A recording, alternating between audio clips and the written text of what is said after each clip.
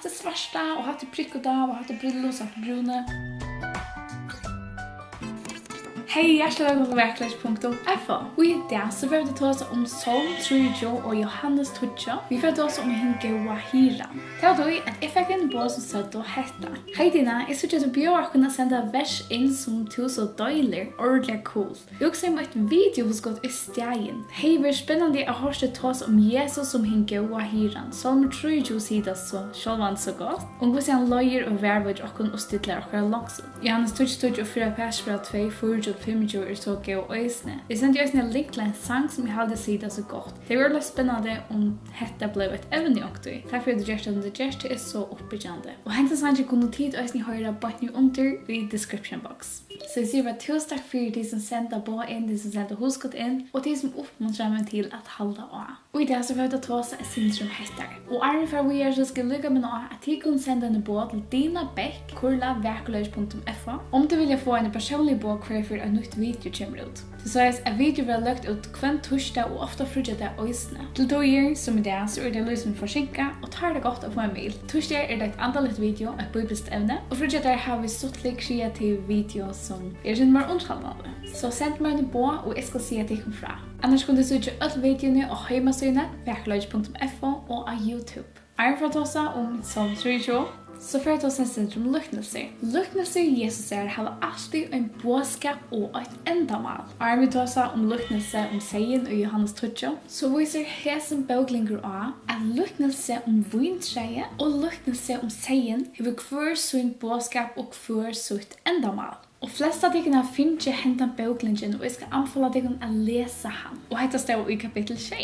Och i Johannes 15 så tar sig Jesus om vinträje. Han tar sig om att bli avväxt som tryggvande. Men i Johannes 2 tar Jesus tar sig om sägen, tar sig han om trygglöjka hins tryggvande. Säger hur inte vi vinträjera och övrigt. Tydningen blir inte att blanda hesa myndna skärman. Och hesa färg för att vita ta sig om lycknelse i Johannes 2. Och först så är spårning till tykkum. Vita det kvui Johannes som skriver Johannes evangeliet skriver i det som han skriver.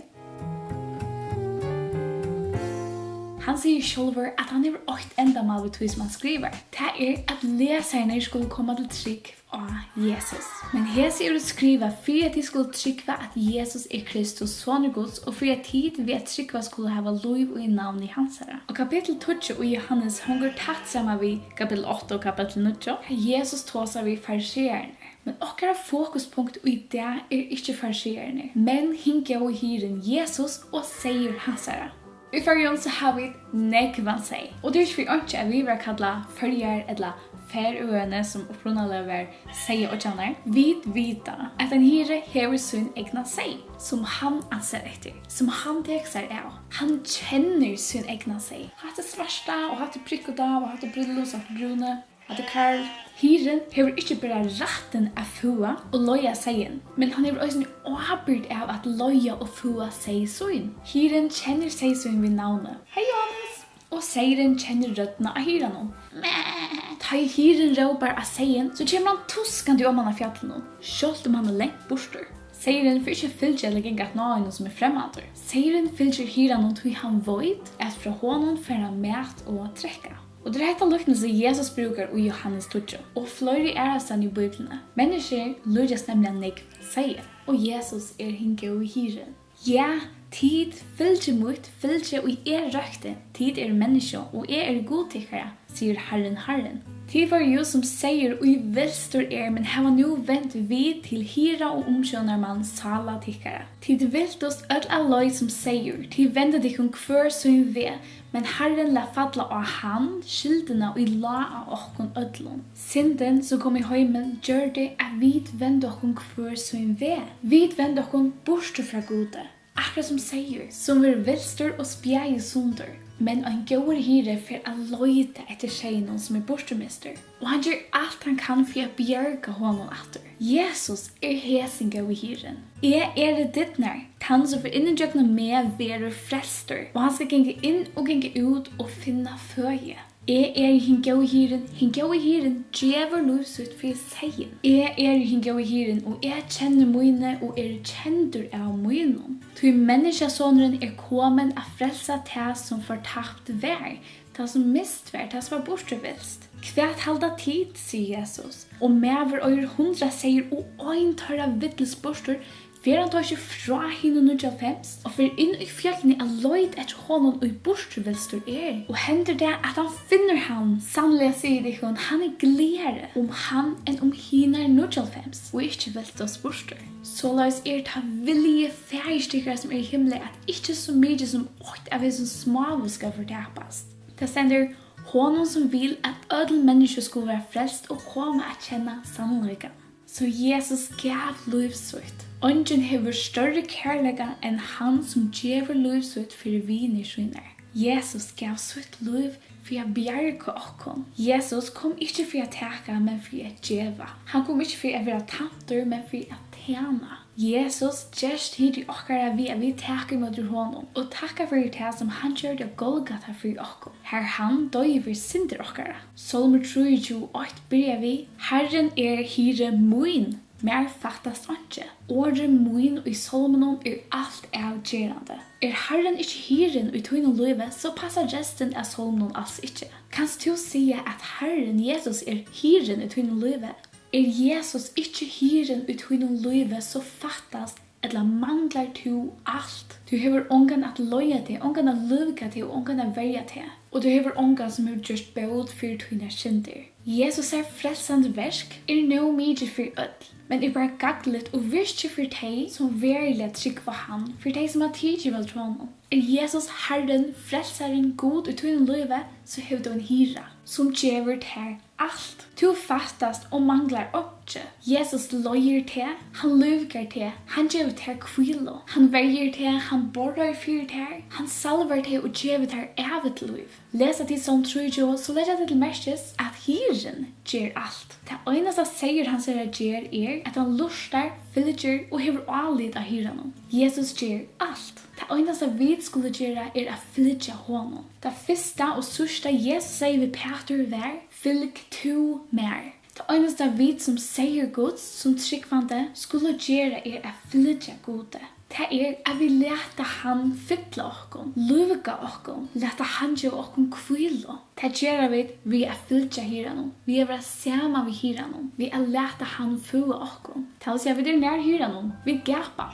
Som sier, til okkom sveda til at vi setter okkom nyer og setter tøy av til god. Lesa hans ord, bia og hugsa om det som vi leser. Og at vi spyrja, hvordan kan jeg leve hetta som vi leser? Hvordan kan jeg fylgja god i det? Og eneste god innskjer av okkom at vi skulle fylgja honom. Og nå urskjelsk, hvert annet skjever godtøyen av det her enn at du skal øtas herran godtøyen og genge alle løyer hans herra, elska han og tjena herran godtøyen av öllum hjertatøyne og alle sjaltøyne. Han hever åpenbæret til mennesker hva godt Hva annet krever Herren av deg enn at du skal gjøre rett, ferie og vise kærlighet og leve egenjukt for gode tøyne. Det eneste god ønsker at du skal fylgja honom etter. Fylgja vid gode, så får vi da varnast trutjar hemmeligheter eller tru løndarmal til sanna glede. Da stender, syrkje ikkje til glede og i herrenom styrkje tikkara. Det første løndarmalet for et lukkelutt liv. Her alle tørver være nøktager. Herren og hyr mun mer fattast ikke. Han leter med litja av grønnen åndjon, løyer med akvildar vettnon. Han lukker sjalmøyna og han løyer med etter røtton løyen for navnsunds skuld. Kvent har vi himle, ta i tuars mun traje ångon etter hjørne. Ta sveitna løndarmalet løndarmalet til en lukkelig dea. Her atler øtte i borsturpointer. Om vi så skal genga ut dele dea skuggans øttest i åndsje ilt, du tuars vimer, kjepper tuin og stavur tuin tar uka med. Nå det ringast at deien kan gjøre mot okkom, i verlegan det beste som kan hende okkom. Da stender deien vinninger. Deien ikke langer nekka vid øttast, tui at dodja merker at vi færa til Jesus, som mengan beter. Men medan vi lever her av hjørnet, så lever vi for Jesus. Tui sier Paulus at livet med Kristus og deien med vinninger. Det tre løndarmalet til en lukkelig evnløyga, her ødel innkjene være nøkta. Ondsjåtan godt og nøye skal fylgja meg atler det livet, og jeg skal bygge i hus i herrens atler ever. Det sørste punktet vi får snakke om tryggleik. Det som Jesus ønsker å vise i sin løknelsen om seien, og i hans tøtje hvordan tryggfitt og ta i vidt at tidlig med tronen. Ta i vidt frelst, så det vi evige trygg som seier hans herre. Vi så trygge at Jesus bruker seien og hyrer hans herre for å få kunne skilje det. Seier min høyre rødt mine. Jeg kjenner han, og han fylgjer meg. Jeg kjenner jo evet liv, og han skal alle tre og alle evig fortapast. Ongen skal røyve han ur hånd mine. Færi min som gymer han større enn ødel, og ongen kan røyve nek ur hånd færis mins. Jesus driver evet liv til sin sei. Det er ikke liv som værer vi alle evig. Det ikke et liv som avmarska at høre etbordet. Det et evigt liv som merker at det værer vi alle evig. Fra nu og allar evig. Men et evigt liv merker også et kvalitetsliv. Det livet til Jesus som vi har finnet i trygg. Og det et liv som gjør oss for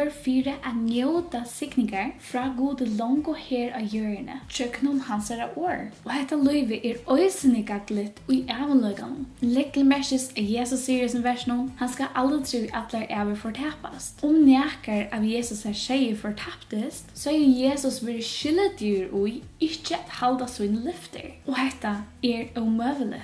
Jesus god, og han kan tog ikke svitja. Orattvise bor ikke i honom. Han lover i hesen versen at ongen av seg hans herre for å bruke nekka av avløgene i helvete, eller eldsjekvene. Merker dette så at en frelster personer kan leve som han vil? At han kan være frelster og leve syndafullt liv? Nei, alls ikke. Om en personer virkelig omvender, om han har funnet sorg etter sinne leie gods, så tror han ikke langer å njóta synd. Han kan være frøstaver og fedle ut i synd, men han ønsker ikke at livet ut i. Så Jesus har lagt et nytt ønske inn i hans hjerte om å fylge honom etter. Tui sier Jesus vi henne tryggvande, som også hans lærersvenner, fylg mer. Så vi lever ikke kristet liv for å gjøres kristen, eller for å bevare eller verge frelsene. Nei, vi lever et kristet liv, tui vi longo kristen. Vi ønsker at livet et høylagt liv, ikke tui vi bensin om å missa frelsene, men av takksemmet til Gud som døg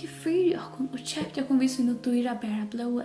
Hesen tryggleikjen og Jesus at han hyr i okkara og videre sier hans herre, det motiverer okkon at liva et høylagt liv for Gode. Ongen kan rive en tryggvande ur håndgods. Hans hånd alle måtto, sterskare enn alt. Gud skapte i høymen og oppihelder noen enn og i det.